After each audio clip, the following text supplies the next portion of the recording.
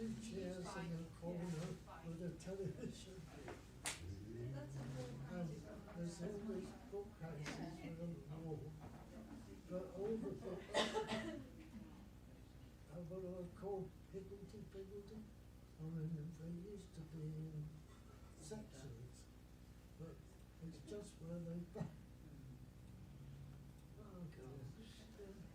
Every time you go in houses, or weave your way through the lanes. Sorry, sir. No, you carry on. You carry on. That's what it's all about. That is what a church is about. People talking, laughing, joking, and being together. Hello, everybody. In case you haven't noticed, I'm not David Powell, because he's much younger and better looking than I. Yes, yeah. Oh, thanks, Ted. David will be with us later in this year to talk about healing, because he's very passionate and very knowledgeable about that subject, so there'll be no one better to take it than David. But tonight you've got me. Have you locked the doors, Pauline? Correct. Oh, you should, just in case. There might be an just in case there's an exodus. And a good evening to everybody watching us at home online. Just to explain every now and then, when people are viewing us online, all they can see is the platform, all right? And their own, the audio is only through the platform, so your anonymity is secured. So if you're somewhere where you shouldn't be, do not worry, you won't be broadcast all over YouTube. Isn't that wonderful? Tonight, okay. Looking at the topics for tonight, I was thinking, well, what is spiritualism to you? And to you, and to you, and to you, and to you, and to you.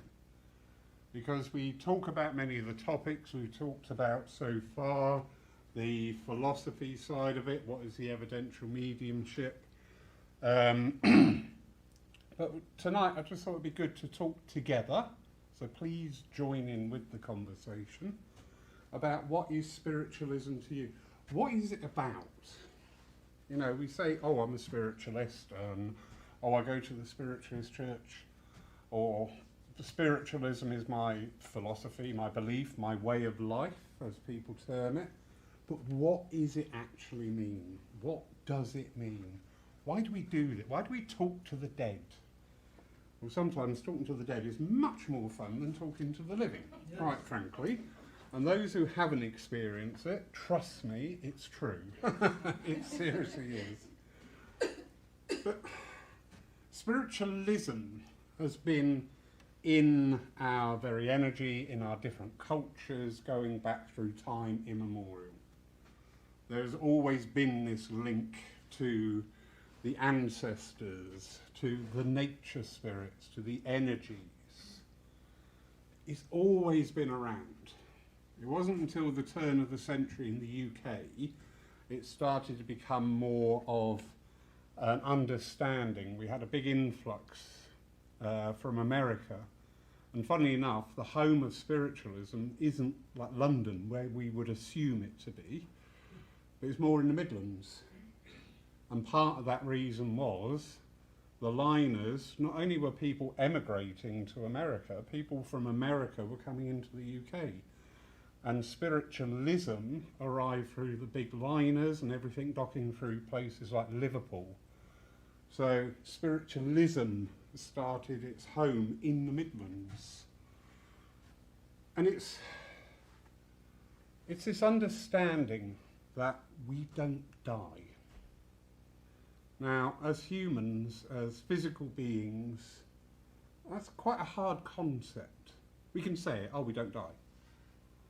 But when you actually start to put together the nuts and bolts of that, it starts to become a little bit more complex, a little bit harder to grasp, a little bit harder to understand.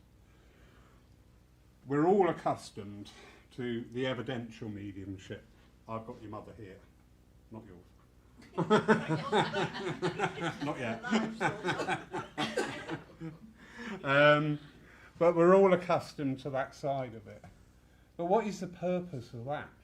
What is the purpose I mean, number one, the ultimate purpose of anything in spiritualism involving contact with what we term the other world is about healing. It's healing for the person receiving the message. Michael, sir, if I may use you, you had a wonderful message on Sunday night. How did that make you feel? Be honest. It was very, very nice, obviously. But you see, I hark back to 2 years ago, April. That's last month. It's exactly 2 years that I came back from the West Country back to Southampton. And the first thing I did, I came here. And it was Wednesday, and it will forever be in my mind. And you were on the platform, and the last reading you gave was from Joan, and it was the normal, you know, everything you said was right, same as Sunday. But at the end of it, you delivered the killer punch, which I call it. People laugh. But you said something that nobody else could know. And that had a major effect. Because I have, apart from when I first came here, when I was in such a state, I don't come here looking for readings, because I have messages every day. And I'm not a medium, I'm not a healer, I'm nothing. But, and I've tried to contact other people, and it's absolutely useless. But I do all the time and every day get conversations from my Joan. I mean, we don't talk like you and I are talking now, but things come in, and sometimes things come into my head that I don't really want to do. Yeah? You know? Yeah, get that. So, and also I have spoken to people here. It's lovely when somebody gets a good reading, and I've said to people, and I mentioned, because she doesn't come anymore because she's not here, Pauline had a reading one day. It was a very nice medium, but I didn't see a killer punch. And I said to Pauline, that was Pauline Pamela, I said that was a lovely reading. I said, I didn't see a killer punch. Oh yes, she said. Everything he said was spot on. And that taught me a lesson. Yeah? Don't listen to other people's readings and believe there isn't a killer punch there. Yeah. Yeah. But it's nice to know that somebody gets something that nobody else knows about. Yeah. But when you had that, that is, as I say, working in that energy of healing. We all come to churches, to centres, to see mediums, or private sittings or whatever, because we've suffered that loss. Yes.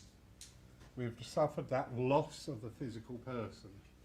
Some now, which is wonderful, are coming into churches and centres to find out more, because this time has really sort of like made everybody ask that eternal question, why are we here?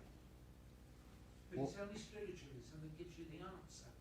Well, we can demonstrate the evidence. That's wonderful. Yeah. So people are asking these questions now. As I say, the basis of all our work in spiritualism is healing, because it's not only healing for us here to receive that message, it's also healing for the spirit world. You know, we have this illusion at times that the spirit world is sort of sat around reading the Racing Post or having a fag or doing whatever, just waiting to come through and talk to us. Well, that couldn't be further from the truth. This has its roots in the orthodoxy of sitting on a cloud and playing your harps. It all stems through that, through our conditioning over the years. Spirit world is more active than this world. You imagine, just for a moment, you are nothing more than a thought. think about that. You have no body. You do not need money. You do not need a house. You do not need food. You don't even breathe. You are just a thought.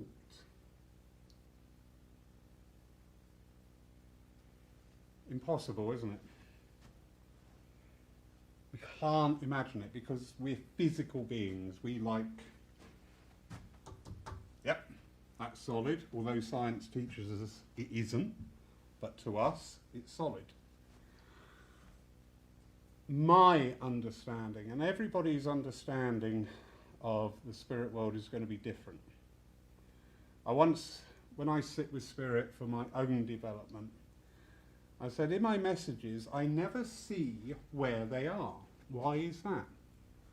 And it just came back and said, because that's their heaven, not yours. And I went, do you know what? That makes so much sense. Because again, this is probably something you've seen me ask before. If I ask you all to imagine a boat, all right? Doesn't matter what size, shape, whatever. A boat. So, what colour boat? Blue. What colour boat? Green. What colour boat? White. What colour boat? Grey. But they're all a boat. They all float on water. Yeah? Different colours, they're going to be different shapes, different sizes, whatever. That is from our own mind. That is our thoughts, our understanding, our toolbox in our mind of colours, of shapes and types of boats. Expand that on to when we open our eyes in the spirit world, what's that going to be like? What would you say heaven looks like? In my mind, it'd be like fluffy clouds and peace and bright light, blues and things like that. Okay. What about you, I'm madam? going to throw in a bit, because to me heaven is a place on earth. It's what we make it. I like you. There's Um, more where that came from. Our speaker for next month. Pauline. Cottage, country, flowers, countryside. Yeah. Do you know what? In every book that I've read of standing, now I know that sounds a little bit egotistical, it seriously isn't. Some of these books of when I was a medium I just find a little bit not for me. When we go through the books written by automatic writing or through trance, literally that, heaven is going to be what you imagine it to be. Because we're going to go into a world, although we know it, we have forgotten it, or the memory has faded through this time on earth. And we're not going to be plunged into just being a thought, because we need to adjust. You know, if we go to a hot country, what's the first thing we do? We get in the hotel room, turn the air conditioning on, and after a few days we start to venture out more and more because we've got acclimatised to the environment. Similarly, with our own spirit, our own vibration, when we return to the spirit world, there will be that period of adjustment, depending on your understanding, your work with the spirit world on this side. But you would never be put into somewhere where, you know, in orthodoxy, we're taught there's two places. There's upstairs and there's downstairs. Yeah, and what we do puts us in one or the other. Because that's nice and simple, isn't it? You imagine these thoughts, these premises started in medieval times and before then even, when the level of education was non-existent. So it had to be put in a very basic, rudimentary, you're either going up there or you're going down there. There's no in between. But we've evolved. Our understanding has grown greater. The works not only of spiritualists, but also with scientists involved, are beginning to unfold different thoughts, different feelings. We're talking about things like quantum mechanics at the moment, which I have no knowledge of. but we are talking about different vibrations. And it fits in, our philosophy fits in with the scientific view, and the scientific view actually supports our philosophy. The scientific view is there are multiple dimensions existing at the same time in the same space. So I'm sure you probably all had this feeling, somewhere in another universe there is another me going, I don't belong here either, so we need to swap. But if that is true, then returning to spirit is stepping into another dimension. It's a dimension that we are familiar with. It's a dimension that we know inherently. Once we've gone through that process of removing some of the negative things that we build up through this life and some of the directness, blinkered views. Probably we all know somebody who's got the philosophy of once you're dead, you're dead. Yeah. And that's it. Yeah. Well, imagine their surprise. But again, they're not going to be thrust into something glorious and wonderful, because again, that would be a real shock to them. It would cause them discomfort. Spirit energy can still have unease about things where the energy isn't flowing right.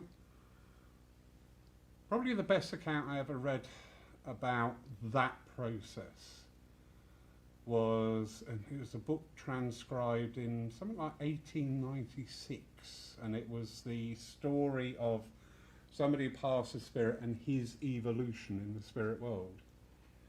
But when he first passed, he was sat by his graveside, and just in this blank. And many years passed, earth years, and he was just blank and oblivious to everything. And then one day he went, I can think. That's why I say just being a thought. And from that I can think began his evolution into the spirit world. And I know to some that's going to be a bit bleak, but some people do live their lives like that. They do go, I don't want to know. And the one thing I've learned about the spirit world is they will lay the table, but they won't make you eat. They'll put everything there. It's up to you. Because this is one of the truths of spiritualism. It's about you and your journey. It really is. But it's supplemented by the evidence. And the evidence can come in many, many different ways. Many different ways. It can be delivered from the platform very correctly, very succinctly, as Michael very kindly said there. Give him a fiver, Pauline, for that. Big me up. So it can come like that. But the more you become aware, the more you understand that there is no death. And the magnitude of that. Little things start to happen. Because the minute you start as a thought, I am, that thought will gradually grow. I think, therefore I am. I am lonely. I have another thought with me. If there's two thoughts, there must be more. It grows. It's a progressive thing. But this philosophy, this understanding that there is no death, that life is continual. Now that fits very much with our friends, the Spiritists, of their views of the world yet to come. Also fits in very well with the American discipline, and the name has eluded me at the moment. It will come to me. Where we are all energy. Now again, that starts to link in with the scientific view, that everything is energy. Earlier on, when I said that is solid, science has taught us now it isn't. Because every atom has space within inside, so there is space. But to our vibration, our energy, our interaction with that, it feels a solid barrier. But in theory, if you were to change your vibration, gone. No. That would be so cool. Change your vibration, your hand could pass through that. Because you're vibrating at a different rate. But we're here. So we just think, well, okay, I'm getting an understanding, an idea now. What is spiritualism? This thought, this idea that we live forever. Not only can we live forever, or do we live forever, but also we're able to communicate with that other world. We're able, through the evidential message, to get the evidence. That's why it's an evidential message. Now, often down the evidential message path, sometimes it can be a little bit like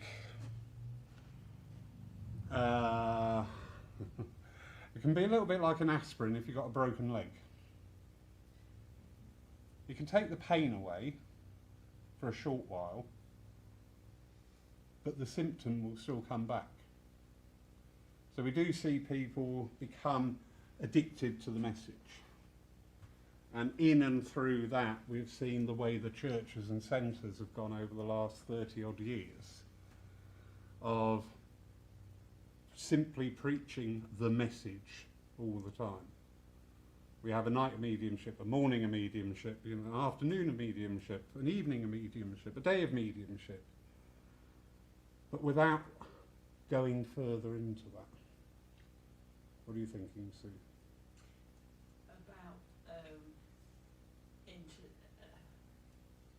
part of what you're talking about is bringing forward the metaphysical side. That's the of word, things. thank you. And that's where mediumship and spiritualism will start to change as we start to integrate more and more of that with our understanding. Very true.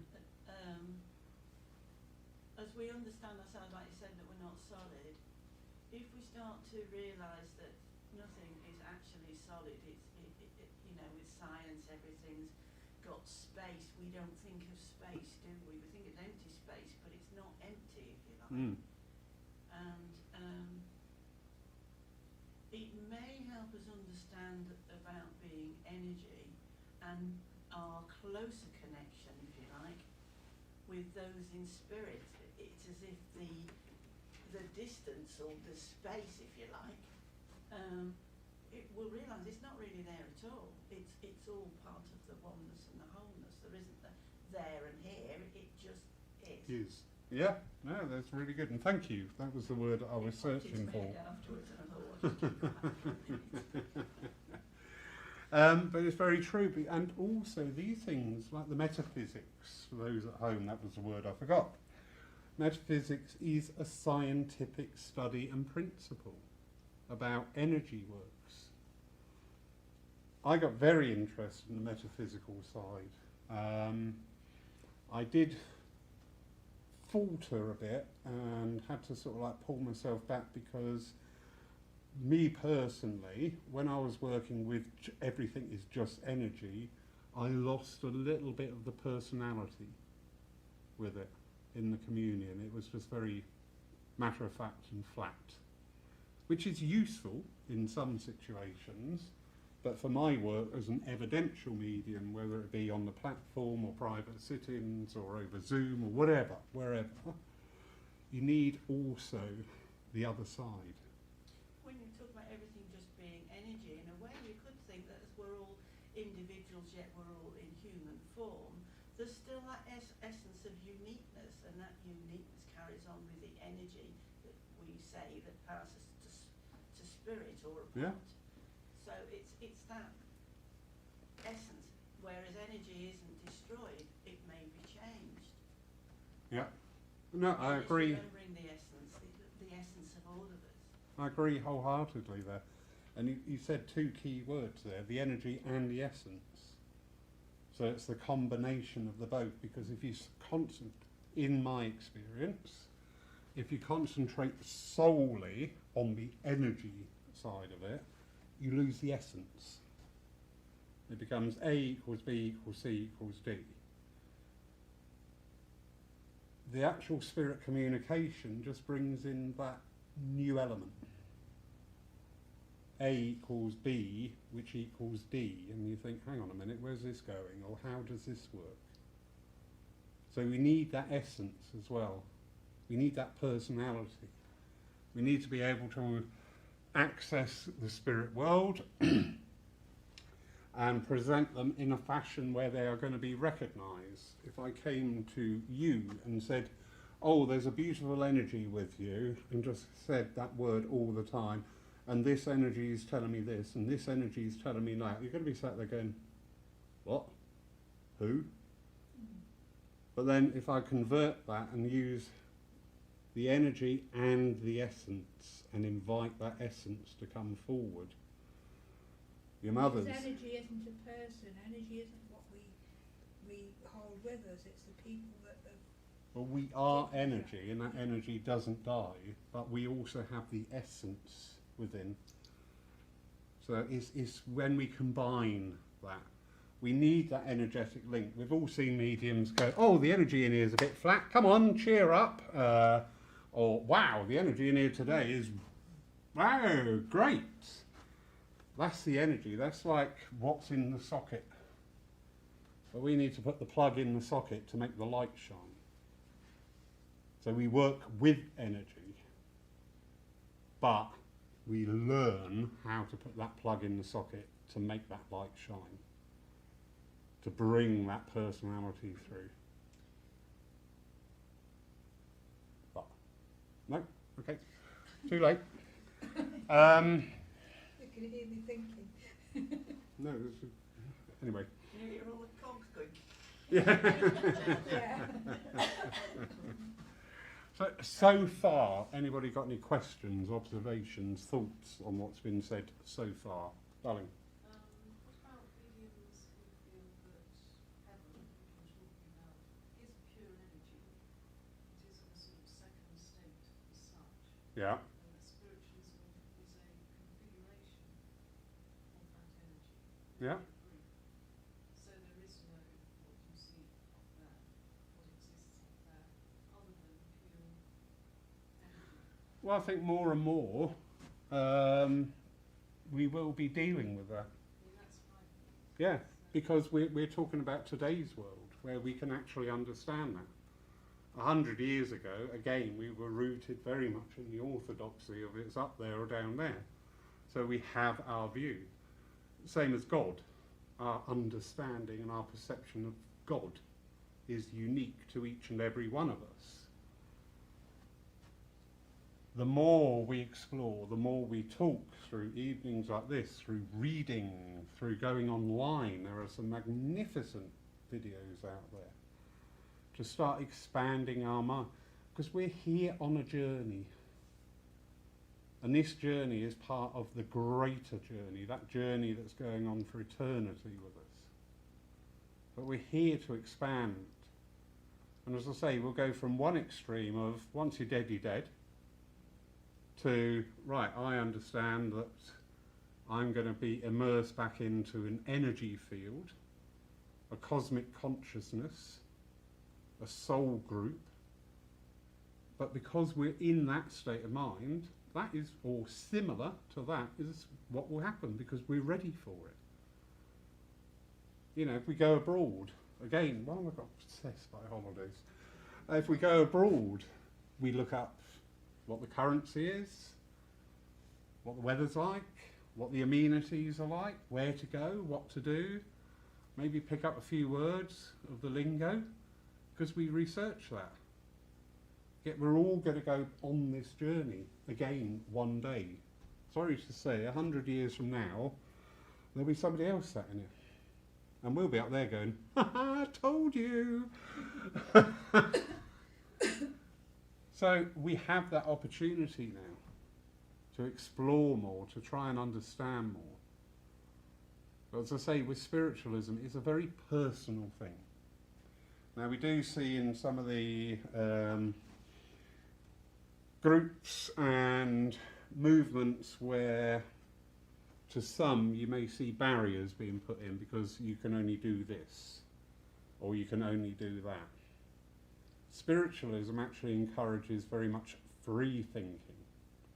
Spiritualism, when it came to England and out in America, when it really took off, it was very much linked to women's rights movements. Because people were thinking differently. Suddenly the blinkers have been taken off. The first woman, what do they have in America? Congress. Woman was a spiritualist. Because in this understanding and this opening up of thinking, I'm not suggesting that she would have used any of the messages or information to manipulate, but through this understanding that actually, wow, we're amazing. You know, how many people tell themselves, I'm amazing? Hands up. Why not? There's a knowing. A knowing. A knowing, Yeah. You don't need to sort of say it from an ego point of view. That could Yeah. potentially be perceived as ego, but there is an absolute knowing about the divinity within. Yeah. Ego is very good subject. Yeah. Very good Don't start subject. on that. We haven't got that one. We need a little bit of ego. Everybody who works on the platform has got an ego, but like any emotion, any thought or any process, if it becomes unchecked, it becomes destructive.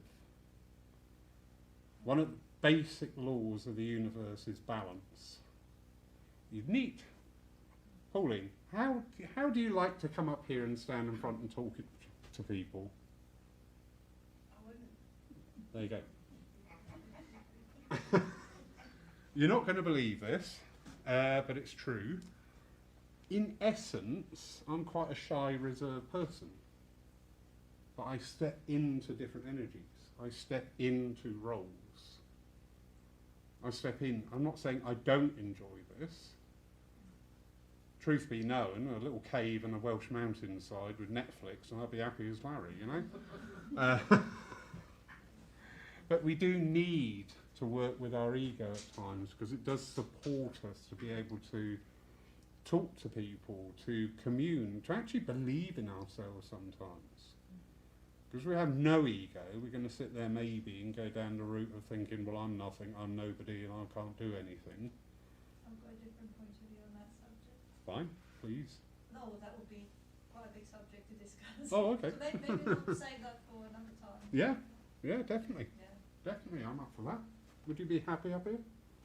I'd rather do one-to-one if you don't mind. Oh, okay, Yeah. okay. Can I wear a shoulder camera and a microphone?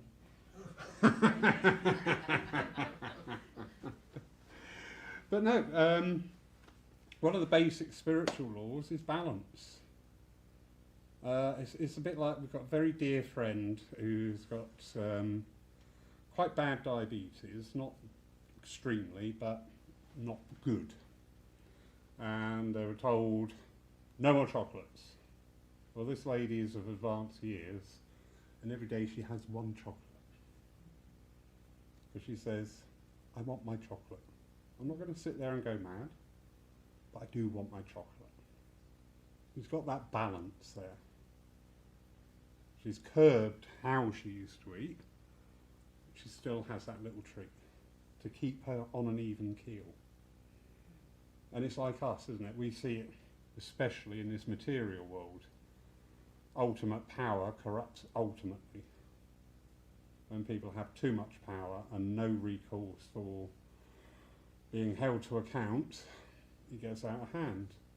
Same with money. So the whole world, everything is always about maintaining a state of balance. Work hard, play hard, the old ethos. Very true. Very true. You know, give, but don't forget to take at times as well. If you end up taking... If I were to go over to Paul and Pauline's and do their garden, because Paul's terrible at it. I don't lose my plants. And then, oh, that's a great job. Like, oh, would you come round and paint the kitchen? Oh, yeah, okay, because Paul breaks cookers when he paints. Tip number 1, never stand on a ceramic hob. Oh, okay then. Yeah, that makes a world of difference. Then can I come round and run up some new curtains? Then after a while you're just going to say, I love you dearly, Pauline, but you know, sorry. We've got to keep that balance going all the time. And that is really important when we're working with spirit. Now, don't sit there thinking, I am not a medium. Now, I'm going to get pedantic here about the choice of words. I often hear people saying, everybody's a medium. I'm not sure about that. I'm not sure about that because in the general consciousness, the term medium is somebody stood up here giving out communication. I like the phrases of evidential medium because the medium is just that interface. So how you work is like saying, oh, they're a car. What car? Are you petrol driven? Are you electric? Are you green? Are you blue? Are you a Rolls? Are you a date? You know? So it's that generic terminology. But what we can be is raise our awareness of the spirit world. How many people for themselves, not delivered by an evidential medium, have sat or have been engaged in a mundane task like washing up or ironing or something, and just suddenly that thought that somebody is no longer here comes to us? Yeah, brilliant. That is the awareness of the spirit world. And that's what the spirit world want to propagate. Maybe it's more like everyone has the ability, but you've got to work on that ability to make that connection and develop it. You know, you can't say everyone is a medium. Maybe everyone has the potential if they put the effort and the time in. Yeah. Maybe that's more indicative. That would come about after the raising of the awareness of the spirit world, because we then start going back into the realms of ego, of wanting validation, wanting other people's validation of what we felt, experience or whatever, whereas actually the spirit world are quite happy to just draw close. I know you have this, Ted. I know you have this. What's that? You weren't listening, right? Get out.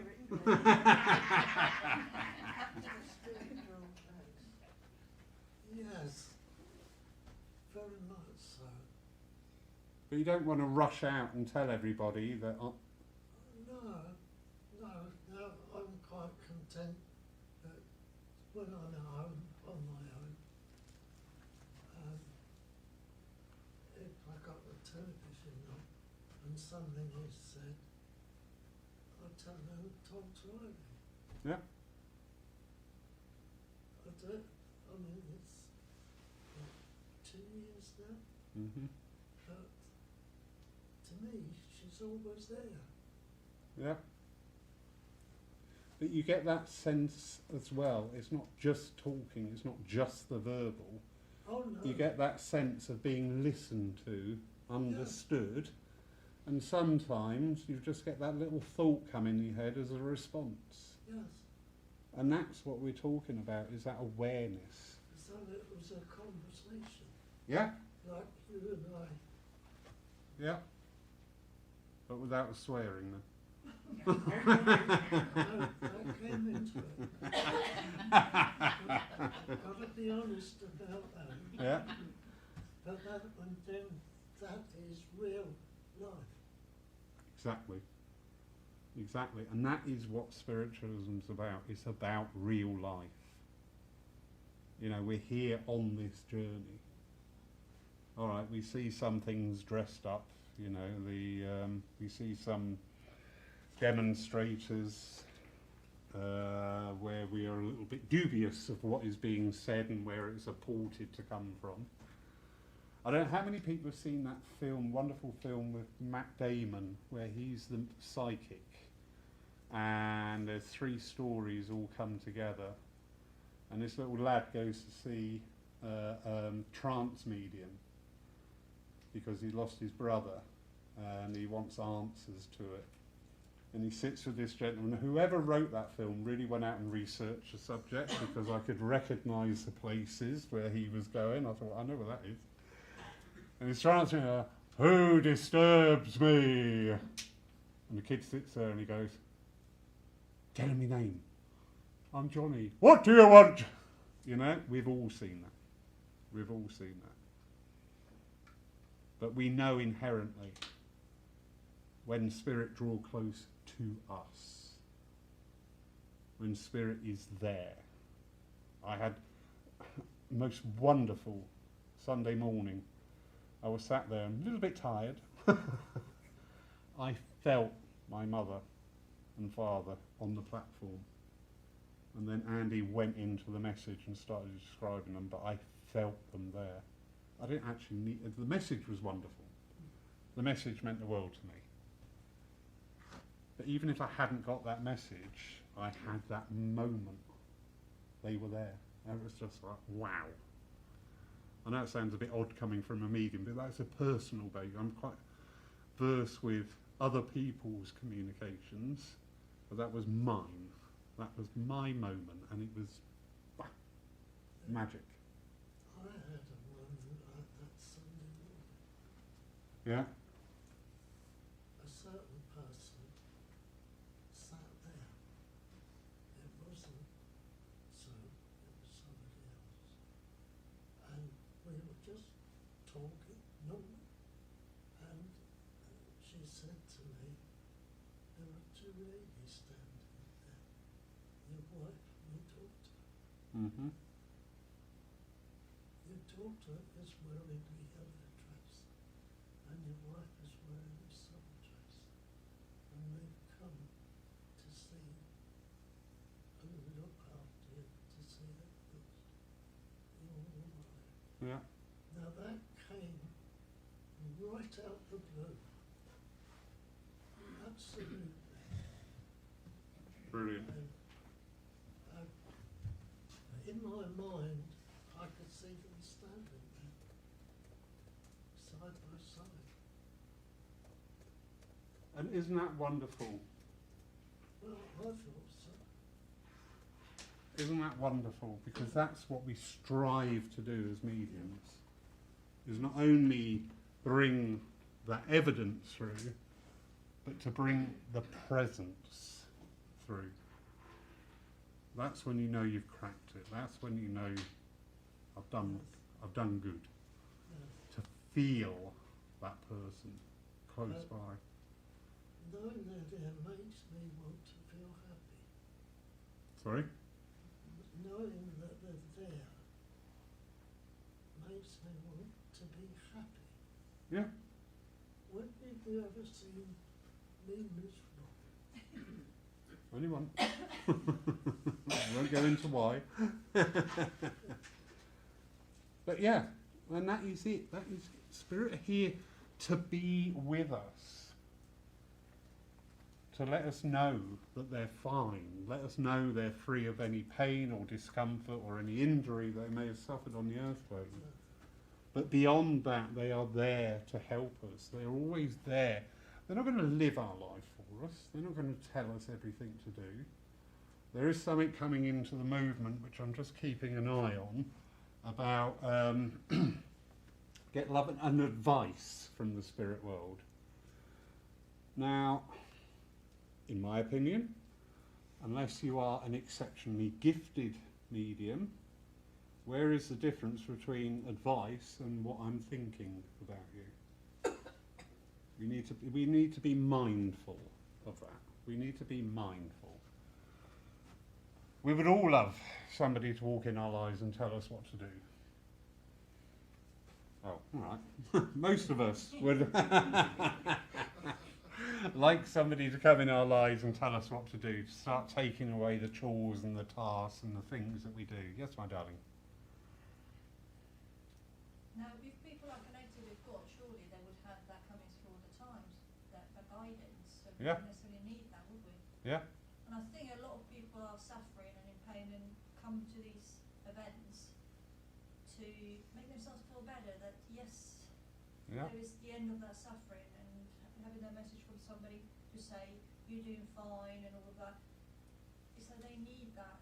But why are they suffering and in pain in the first place? That's Yes. where my interest lies. Yeah. To take that away. Well, Yeah. I can't do it for them, but And this links in with the awareness side of things.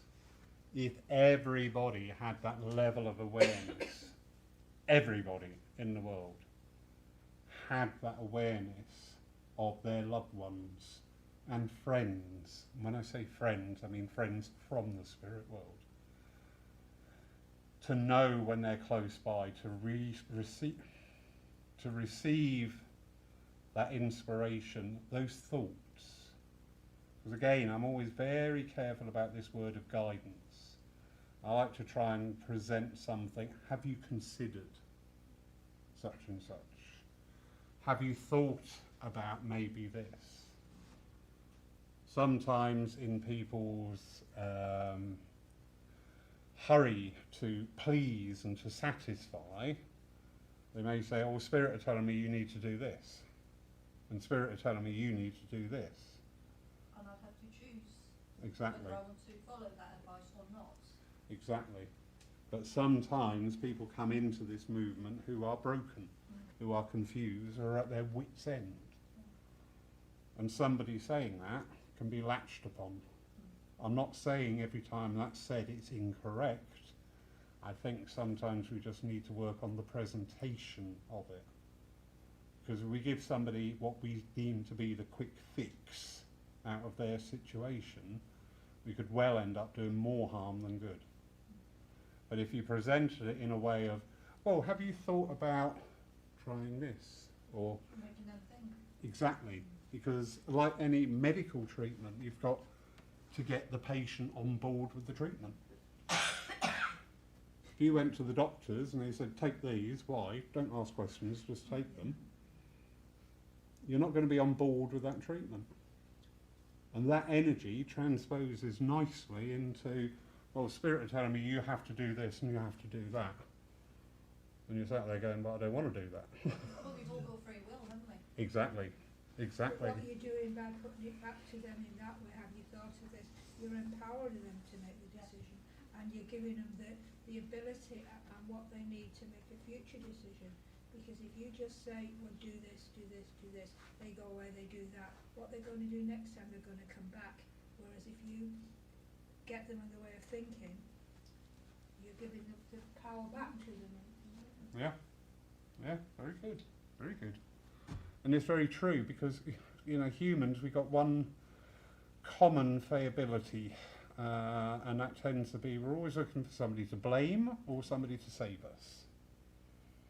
So if we go to a medium or whatever, a psychic, whatever your terminology, and they tell you to take this course of action that goes wrong, what's the first thing you can do? You're going to go straight back and go, you told me to do this.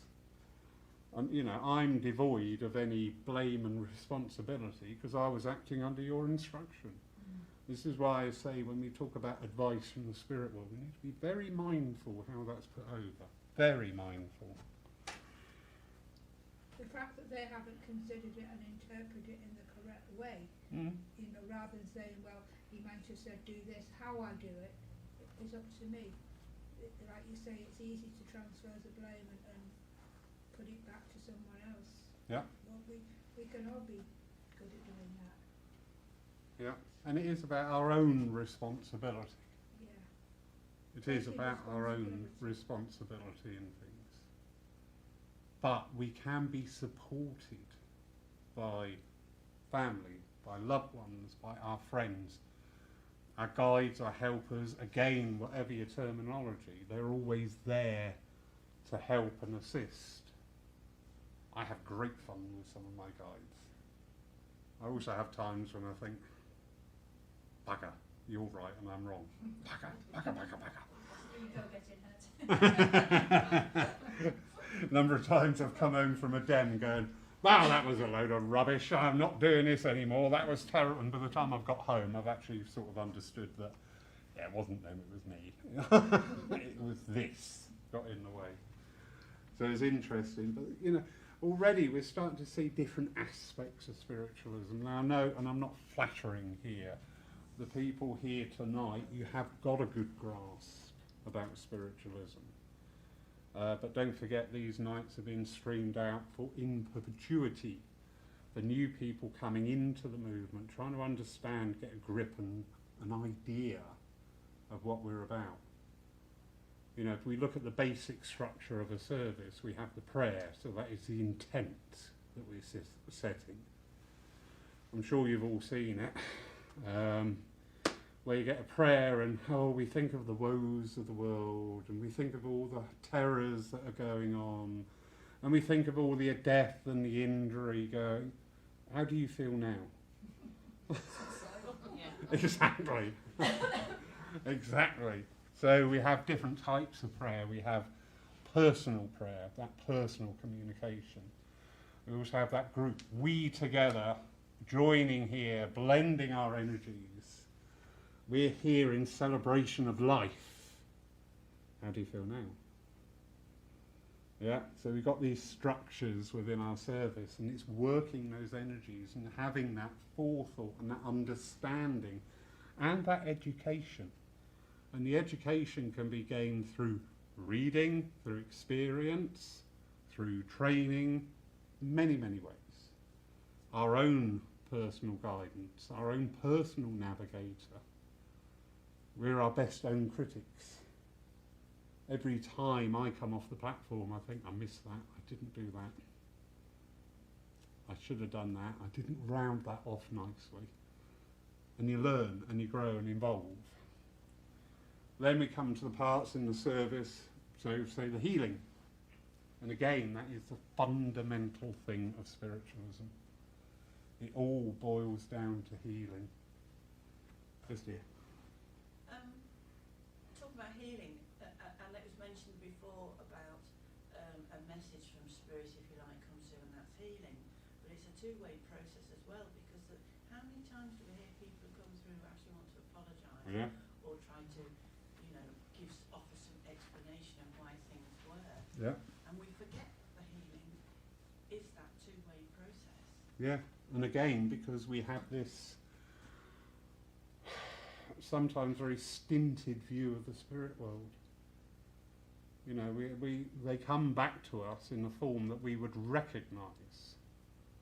But that is not their form now. That is not their existence now. I tried something a few years ago, and I thought, okay, I'm going to ask the sitter at the end, is there anything you want to ask? And I was stemming somewhere, it doesn't matter.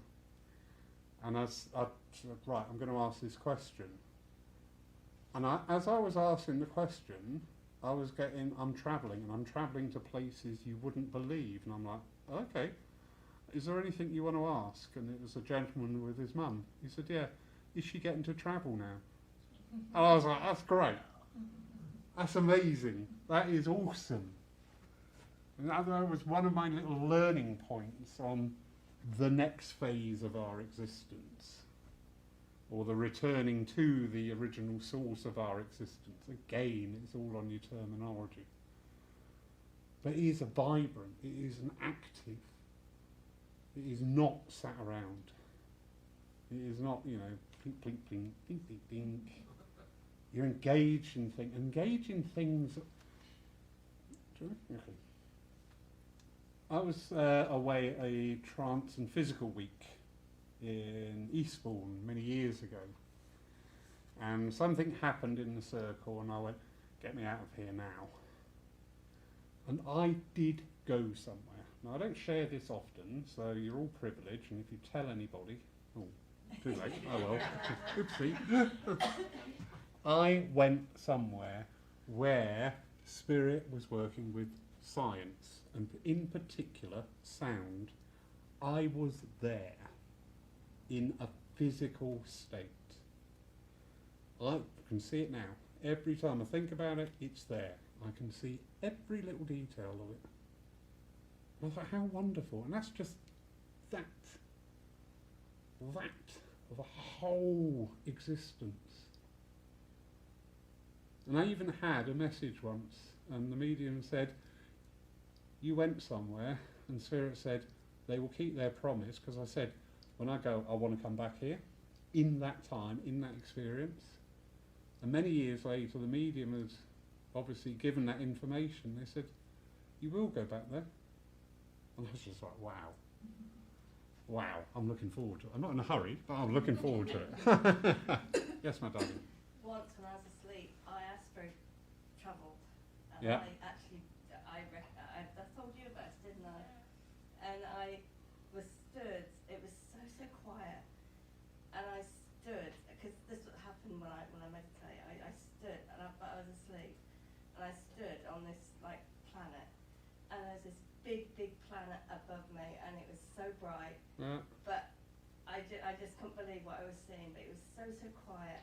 And then I just came back and I went back into my body again. Yeah. Mm.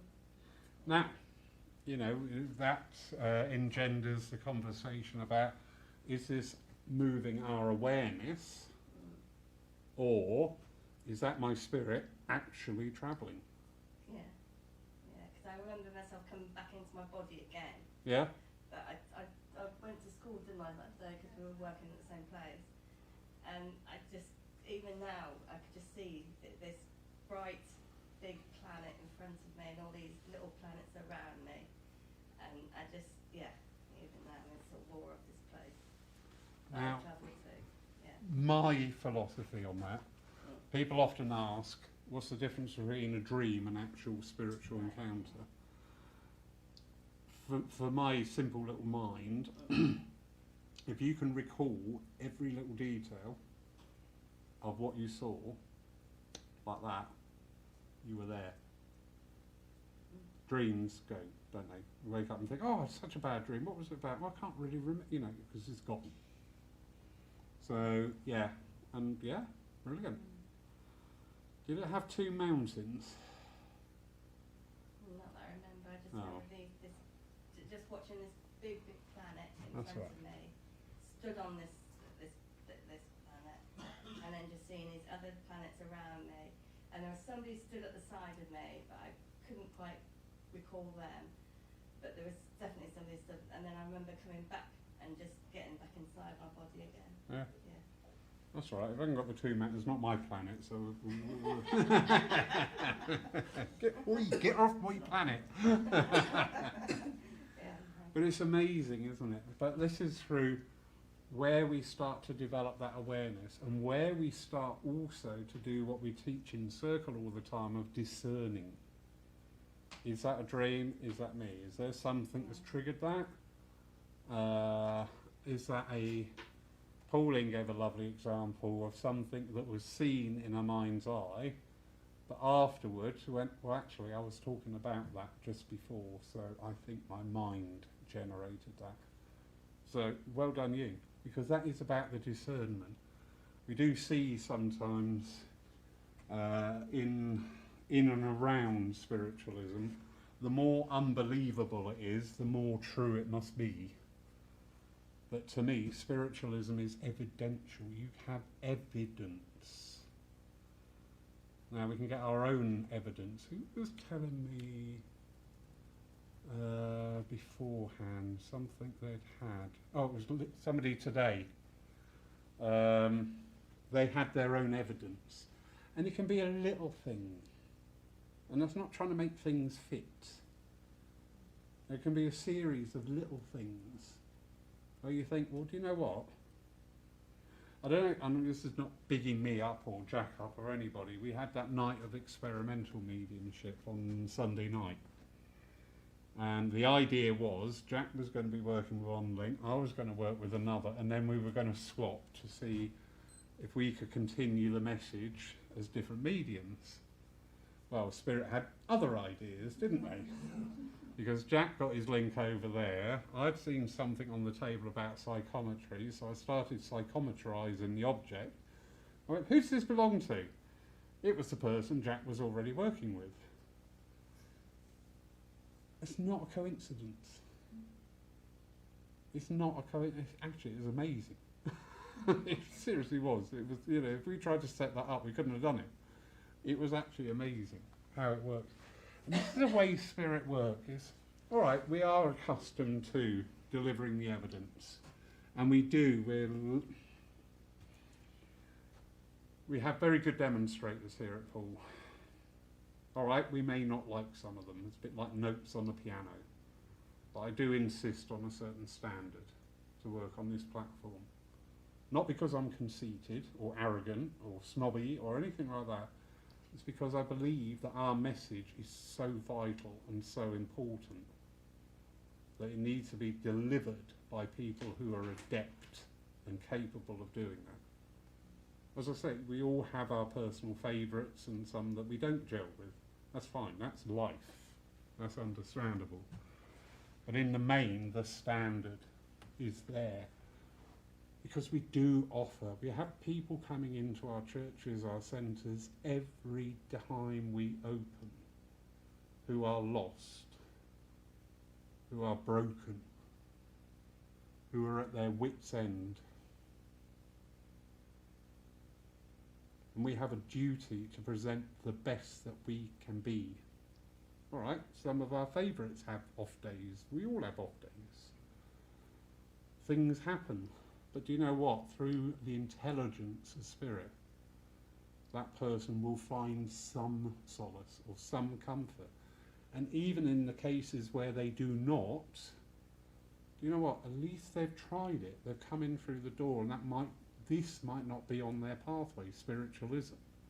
It may be in some avenue. They've come here, tried it, not found what they're looking for at this time, so we'll now be able to discount it. And I applaud people like that. And so come in. If you enjoy it, great. If you don't enjoy it, great. But the fact that you've come in to try it is to be applauded.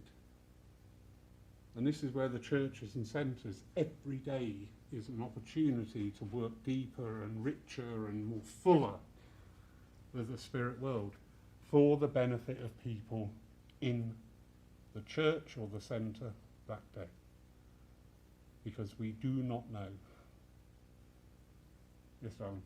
Following on from that, how people have the opportunity to learn and take things on board or not by coming here, or, you know, other churches.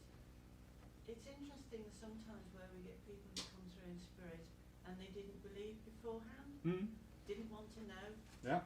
you know, or can't do all that sort of stuff, and then you find actually change your life now, whatever it is.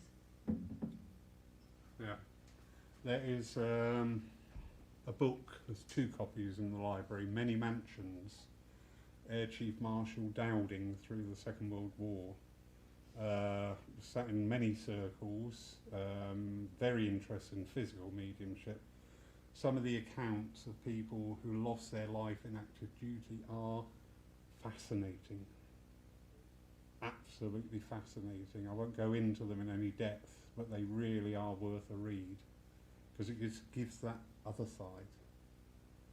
I will touch on one little thing that always stuck in my mind.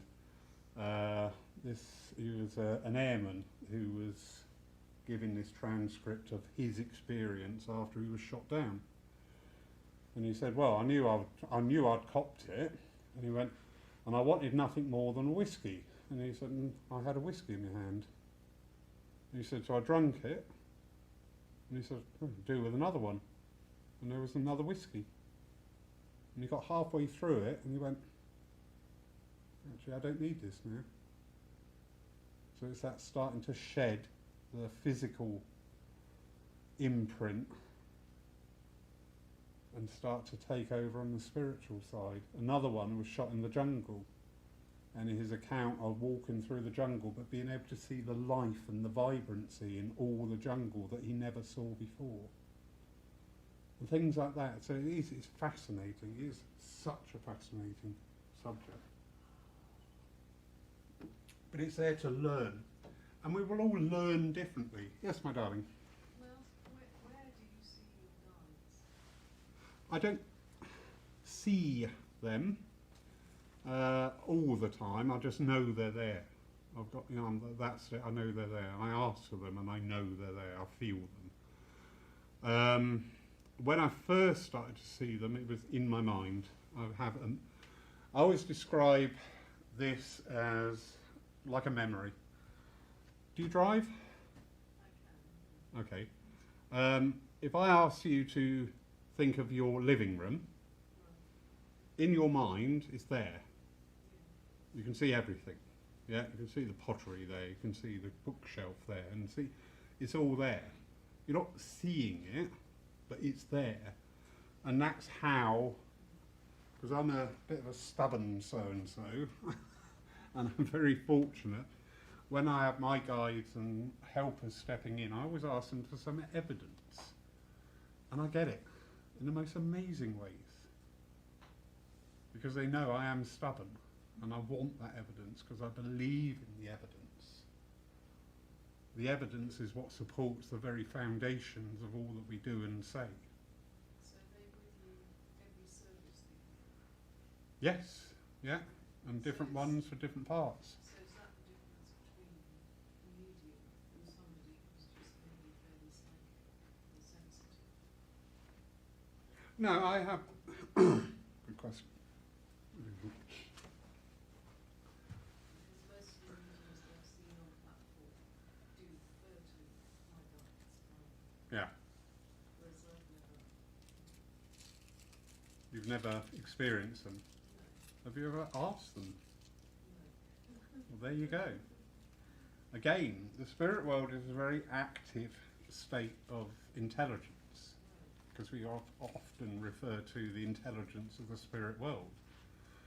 I believe in sort of meditation, healing, Yeah? rumination, like around it sits, but the whole area of guides and having people guide me to give up even messages that's not, it's completely alien stuff, that's something that That's fine. other people do. Yeah, and that is absolutely fine, because we are here on a journey each and every.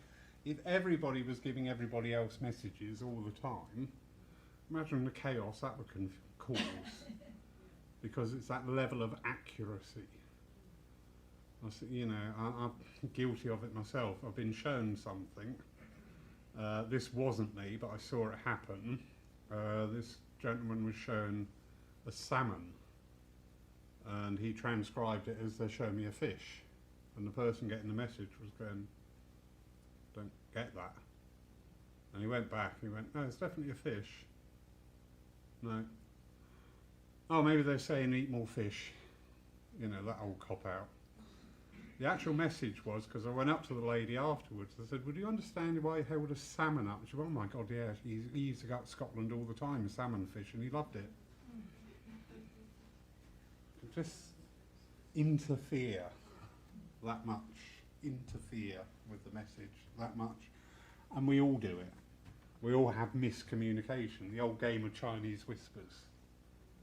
You know, the original message starts here, and by the time it's come through everybody, it's totally different. Well, that's the same mechanism as with the spirit world. Because you're working with, through and in your guides, your inspirers, your gatekeeper, which is the person that is in between you and the communicators. They're there looking after you, sort of thing. They're like my bouncer. But they need to be invited in, don't they? They Yeah. can't come and interrupt. So unless you've asked for them, which you suggest you haven't, so if you do that, you might start having a ball of ambulance. That's just not my belief. Yeah, and that's fine. You can play with it, have fun. Yeah. And that's fine. And don't forget to add into that equation the intelligence of the spirit world. You know, I've seen people saying, well, the guides never show themselves. The guide never show themselves. And I said, well, have you asked? No. And I said, so why would they? Exactly. They need to be invited. They're people, like us. I'm not going to run out the door now and go and knock on somebody's door and go, did you ask to see me? But if somebody phoned me up and said, can you come round, I really need help. Hi, I'm here in response to your call. Well, I see it as a configuration of energy. That Fine. is an But in that configuration, this is where things can go awry with our evidential mediumship. That somewhere along that line, something is misheard or misinterpreted. Because alright, if I said to you an orange, what do you think of? Fruit. Okay, if I said to you orange, what do you think of? Orange. It's not going to work, is it? Colour orange or? An orange, yeah, orange. An orange, yeah. You saw the fruit, okay. Right, well, we'll put that aside then, because that didn't work. We'll go back to the boat, because that worked. But that's... Do you find that sometimes you don't understand the message? It means nothing to you, but when you've given it, the person can pick up it straight away. Most of the time, because it's not my Exactly. message. Yeah. And that's one of the hardest stumbling blocks in developing mediumship, is because you want to make sense of it. Because we're human, that is not my message. Things Yeah. we use in words and they're limiting, aren't they? Very. That's why getting to the telepathy stage, we just know. We wouldn't need to even communicate in words. That is very true, and this is what we talk about mental mediumship, because it comes through the mind. That's where a evidential medium needs to expand on what we call the toolbox. So look at photos of different countries to get an idea and think, oh, when that comes in, you think, oh, this feels like Italy, because I'm getting those images that I've seen of Italy and things like that. But it does come through the mind. So it's a bit like cheesecloth being dragged through water that's got dye in it. So that message starts off at the back there. By the time it's come through the medium's mind, it will pick up certain traits. You know me, I enjoy humour. I love laughter. And that comes through my mediumship. Because we have a laugh. Because don't forget, the spirit world have got really good humour as well, most of them. Some of them I get told off, and that's absolutely fine. I understand. But yeah, it comes through the mind. But it's also coming through the energies of those who are working with you. And there are times there that things can just get, the emphasis might get slightly shifted. Might just move, so that communication isn't as pure as it could be. So this is what we've got to strive at. Whether we're doing evidential mediumship, whether we're doing healing mediums, do not forget. So important. They work, I get validation. Do you understand this person? Yes, great, I've got my validation, happy days. A healer will put their hands on somebody, that leg may not grow back straight away. They may not throw away their crutches. They may go, oh my God, you know, I feel so much better. But we continue working with that because we don't know what level that healing. Some things we are going through which are part of our life plan, but we can maybe ease the pain. We can help. Whenever we heal, we help. But don't constrain it by saying, I want to take your headache away. I want to make your leg feel better. I want to reduce your blood pressure. Just, I want to give you healing. I want to channel healing. And it will come through in accord. It will come through in a way that is helped. And not only on the physical side of life, but also in the spirit world. Just because somebody is no longer here in the physical does not mean by any means that they will not benefit by our healing energies, because we're giving of our energies. We're channeling. The healing correctly, sound a bit dictatorial there, but if you're healing by channeling healing energy, to me that is the correct form of healing. We can do magnetic healing, which is me giving you my energy direct. That can help, but it's not a good way of doing it, because I am giving you my energy. And I need to recoup that energy afterwards. You know, as a carer, you come in some days and you're like, flat. You know, the little green light has gone red and he's right down the bottom. not only the physical side of what you're doing, it's that emotional support and that healing that you're giving, and you're giving of your own energy, and you've got to replenish that, you've got to build that back up, and then maybe work on, help me, give me a lift, help, ask. You know, Spirit just stand there at times watching us thinking, when are they going to bloody ask for help? Seriously, look at the state he's getting into. What a knob. Sorry, I didn't mean to say that word. Apologies. But seriously, I'm sure they do that. I'm sure they just stand there looking at us going, hello, we're here. I can help with that.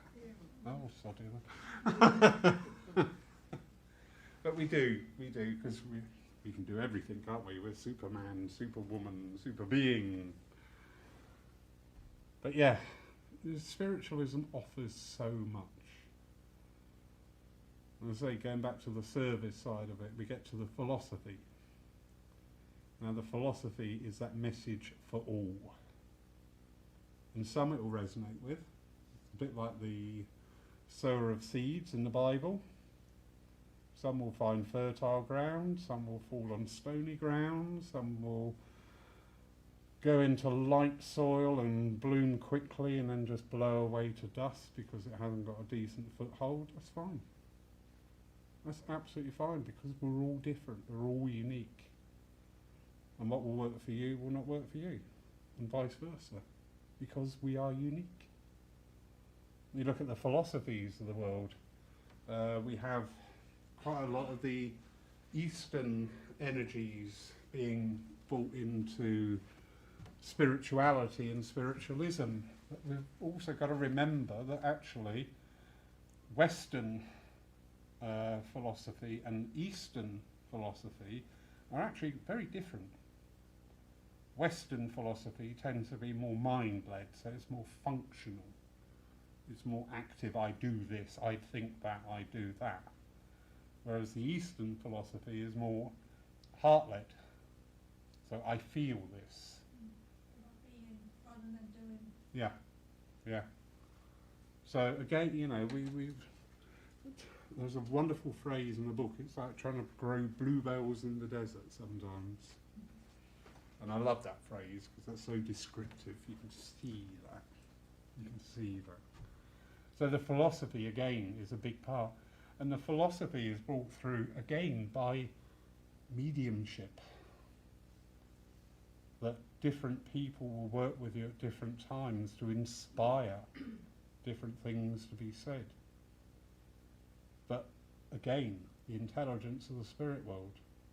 The number of times after a service somebody will say, you know what, I came in with this big question on my shoulders, and in the philosophy got answered.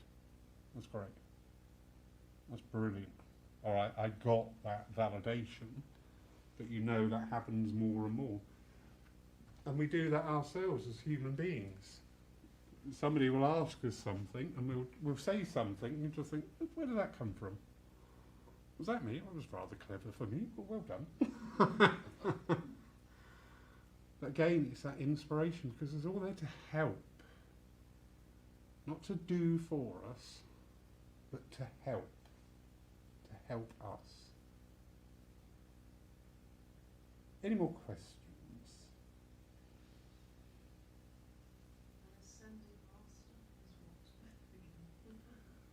Well, yeah,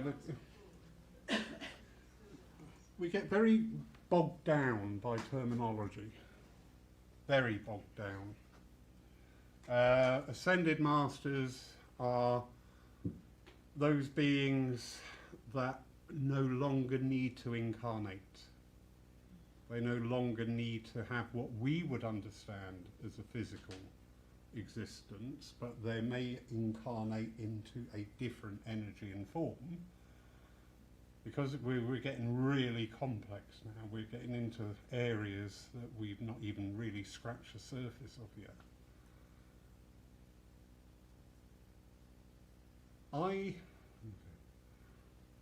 During the second lockdown, I was stood out the front of the church and just looking over that way, and I just became aware of 3 beings that were so large they could not stand on this planet. They were massive. And the energy I got off of them didn't frighten me. It wrong-footed me because I'd never ever felt it. There was no emotion. There was nothing there. And I was like, I don't understand this. So I sat and asked. And the answer that came through, believe it or not, I don't mind, because I experienced it. I know it's true. The answer that came through was, you have touched on the angelic realm. And I went, but there was no emotion. And they said, the job they need to do, emotion would hinder them. And I thought, well, that makes perfect sense. I get that. And was that with you with COVID? Sorry? Was that with you with COVID? Of the energy. COVID is a physical manifestation. Yeah, but was that It's kind the of a energy. spiritual comment about what was going on with the physical plane? Part, small part. My experience during that time was our psychic awareness really came to the fore. And that manifested in many ways. Who said we're going to run out of toilet rolls across the world? The whole world ran out and bought toilet rolls. Where did that come from? Why did that thought manifest? We kicked off with the online works, and I was talking to people I did not know of, or some people I'm thinking, oh my God, I'm talking to so-and-so, oh my God, why am I talking to this person? They're amazing. But the thoughts were all the same. And we were talking to people because we were very thick then with the Spiritists doing a series of talks. And we were talking to people in Brazil, in America, Florida, in Europe. But we were all saying the same thing. I'm like, this is amazing. This is absolutely amazing. Again, you know, we opened up, I call it our psychic senses, but we're opening up to that universal consciousness. You know, everybody across the world is linked. Every single one of us, no matter what we think of them. From the baby that's just been born to the inmate on death row, we're all linked. We're all part of that same thought. We're all part of that same essence. And during that time, where everything shut down, our barriers were also brought down a little bit, because we just got into, do you remember 2019 going, oh my God, it's Christmas again? How did that happen? It was Christmas last week, because we just got into that, get through life, get through life, get through life. And then suddenly all that stopped. So part of that side effect was our thoughts went out. We started thinking again. We started exploring things again. We started looking at things with different values. The person we wake up with, we stopped taking them for granted. I think we stopped the doing and we started being. Yeah, nice way of putting it. Stop the doing and start on the being. See, it wasn't all bad. Oh, There's good things in it. there's always good things come out of Yeah, you always everything, can isn't find the good in there? That's the beauty of benevolence. And that again brings us back to the spiritual laws of balance. That for every adversity we go through, and sometimes we learn the best when we're up against the wall. We pick up things, we have our minor epiphany moments about things, that's great. But again, going back to the seed thrower, that's sometimes seed in loose soil that, oh, at the moment, yeah, that's great. But after a while, it just sort of like dries up and withers and goes. But when we are actually being, and that awareness, we're all connected in this, on this planet. Expand that on. We're all connected with this planet. We're all connected with every living thing. We're all connected with every living thing beyond this planet. It grows and grows. I know you've got to get a bus, I'm darling. sorry, I really have to go because the next bus is at 11, but can I thank you all for a lovely evening, particularly Lawrence. Thank you ever so much. That's right, it's not an Just airport. one little thing. You know, we're so friendly and so nice. Next time, perhaps we should all come a bit nearer. Yeah, they know your reputation. Hey, look, look, look, your astronaut on the front, that's come off my chair at work today.